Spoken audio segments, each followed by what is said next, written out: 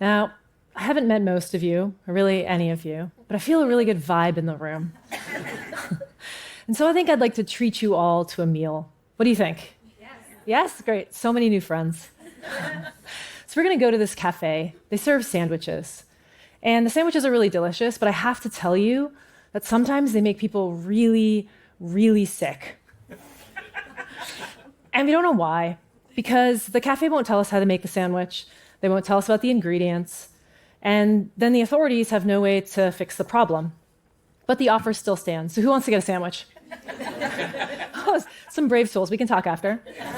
But for the rest of you, I understand. You don't have enough information to make good choices about your safety or even fix the issue.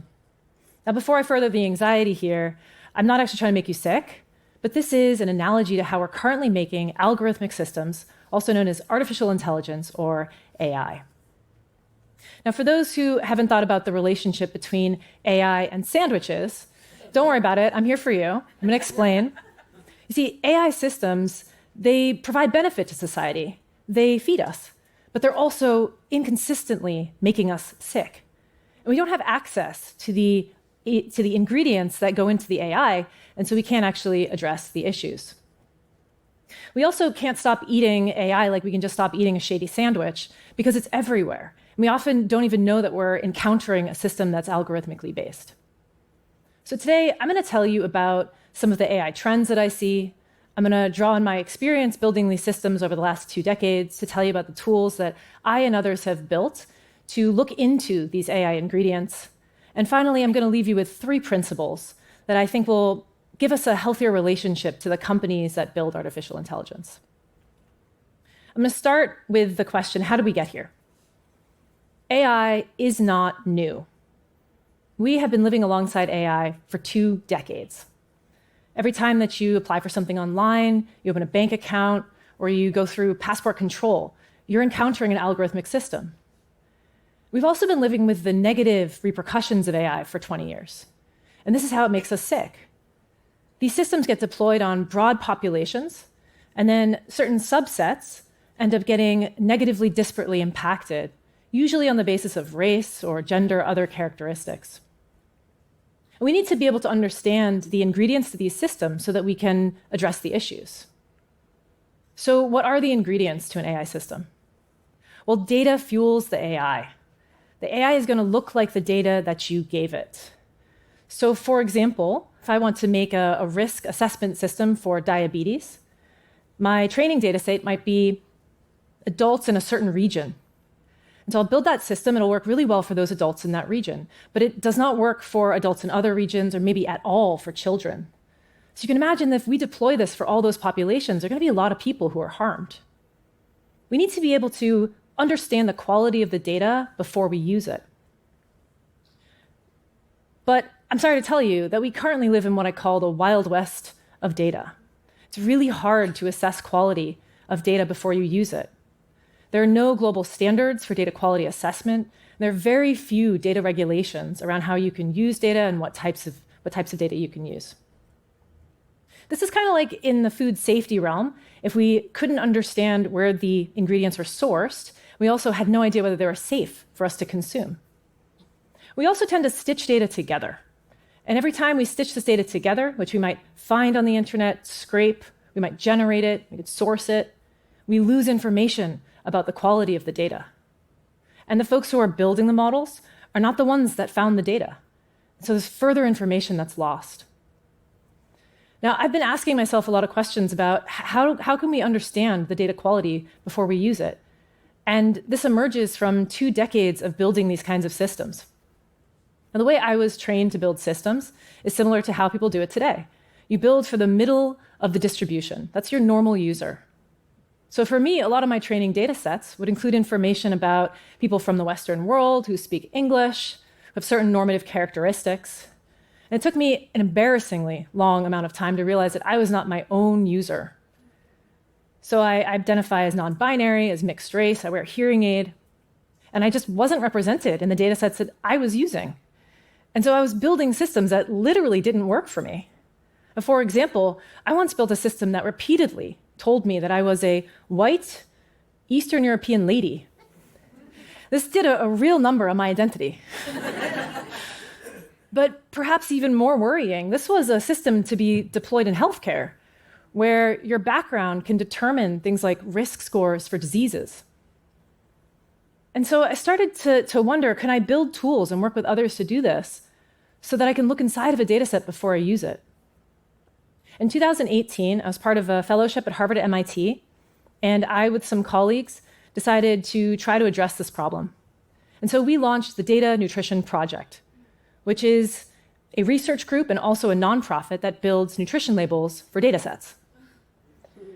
So similar to food nutrition labels, the idea here is that you can look inside of a data set before you use it. You can understand the ingredients, see whether it's healthy for the things that you want to do.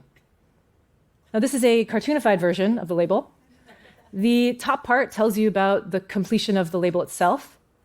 And underneath that, you have information about the data, the description, the keywords, the tags, and importantly, on the right-hand side, how you should and should not use the data. If you could scroll on this cartoon, you would see information about risks and mitigation strategies across a number of vectors. And we launched this with two audiences in mind. The first audience are folks who are building AI, so they're choosing data sets. We want to help them make a better choice. The second audience are folks who are building data sets. And it turns out that when you tell someone they have to put a label on something, they think about the ingredients beforehand. The analogy here might be, if I want to make a sandwich and say that it's gluten-free, I have to think about all the components as I make the sandwich, the bread and the ingredients, the sauces. I can't just put it on a sandwich and put it in front of you and tell you it's gluten-free. Now, we're really proud of the work that we've done. We launched this as a design and then a prototype and ultimately a tool for others to make their own labels. And we've worked with experts at places like Microsoft Research, the United Nations, and professors globally to integrate the label and the methodology into their workflows and into their curricula. But we know it only goes so far. And that's because it's actually really hard to get a label on every single data set. And this comes down to the question of, why would you put a label on a data set to begin with? Well, the first reason is not rocket science. It's that you have to. And this is, quite frankly, why food nutrition labels exist. It's because if they didn't put them on the boxes, it would be illegal. However, we don't really have AI regulation. We don't have much regulation around the use of data. Now, there is some on the horizon. For example, the EU AI Act just passed this week. And although there are no requirements around making the training data available, they do have provisions for creating transparency labeling, like the dataset nutrition label, data sheets, data statements. There are many in the space. We think this is a really good first step. The second reason that you might have a label on a dataset is because it is a best practice or a cultural norm. The example here might be how we're starting to see more and more food packaging and menus at restaurants include information about whether there's gluten. Now, this is not required by law, although if you do say it, it had better be true. And the reason that people are adding this to their menus and their food packaging is because there's an increased awareness of the sensitivity and kind of the seriousness of that kind of an allergy or condition. So we're also seeing some movement in this area. Folks who are building data sets are starting to put nutrition labels, data sheets on their data sets, and people who are using data are starting to request the information. This is really heartening. And so you might say, Kasha, why are you up here? Everything seems to be going well. It seems to be getting better. In some ways it is, but I'm also here to tell you that our relationship to data is getting worse. Now, the last few years have seen a supercharged interest in gathering data sets. Companies are scraping the web. They're transcribing millions of hours of YouTube videos into text. By some estimates, they'll run out of information on the internet by 2026. They're even considering buying publishing houses so they can get access to printed text in books. So why are they gathering this information? Well, they need more and more information to train a new technique called generative AI. And I want to tell you about the size of these data sets. If you look at GPT-3, which is a model that launched in 2020, the training data set included 300 billion words or parts of words. Now, for context, the English language contains less than 1 million words. And just 3 years later, DBRX was launched, which was trained on 8 trillion words. So 300 billion to 8 trillion in 3 years, and the data sets are getting bigger. And with each successive model launch, the data sets are actually less and less transparent. And even when we have access to the information, it's so big, it's so hard to look inside without any kind of transparency tooling. And the generative AI itself is also causing some worries. You've probably encountered this technique through ChatGPT. I don't need to know what you do on the internet, that's between you and the internet, but you probably know, just like I do, how easy it is to create information using ChatGPT and other generative AI technologies, and to put that out onto the web. And so we're looking at a situation in which we're going to encounter lots of information that's algorithmically generated, but we won't know it, and we won't know whether it's true. And this increases the scale of the potential risks and harms from AI. Not only that, I'm sorry, but the models themselves are getting controlled by a smaller and smaller number of private actors in US tech firms. So this is in the models that were launched last year in 2023, and you can see most of them are pink, meaning they came out of industry.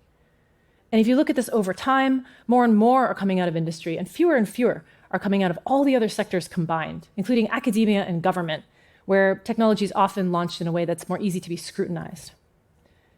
So if we go back to our cafe analogy, this is like you have a small number of private actors who own all the ingredients, they make all the sandwiches globally, and there's not a lot of regulation. And so at this point, you're probably scared and maybe feeling a little uncomfortable, which is ironic because a few minutes ago I was going to get you all sandwiches and you said yes. This is why you should not accept food from strangers. But I wouldn't be up here if I weren't also optimistic.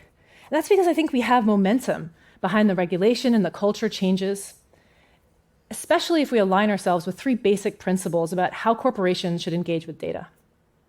The first principle is that companies that gather data should tell us what they're gathering. This would allow us to ask questions like, is it copyrighted material?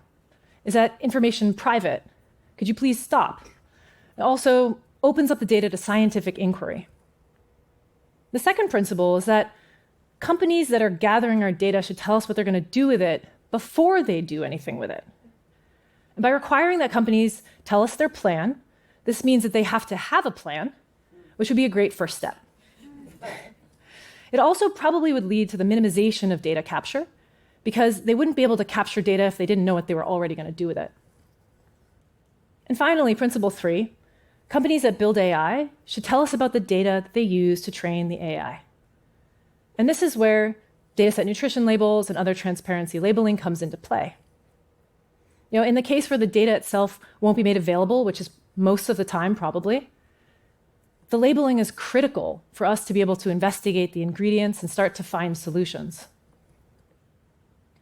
So I want to leave you with the good news, and that is that the data nutrition projects and other projects are just a small part of a global movement towards AI accountability. The dataset nutrition label and other projects are just a first step. Regulations on the horizon, the cultural norms are shifting, especially if we align with these three basic principles. That companies should tell us what they're gathering, tell us what they're going to do with it before they do anything with it, and that companies that are building AI should explain the data that they're using to build the system. We need to hold these organizations accountable for the AI that they're building by asking them, just like we do with the food industry, what's inside and how'd you make it? Only then can we mitigate the issues before they occur, as opposed to after they occur, and in doing so, create an integrated algorithmic internet that is healthier for everyone. Thank you.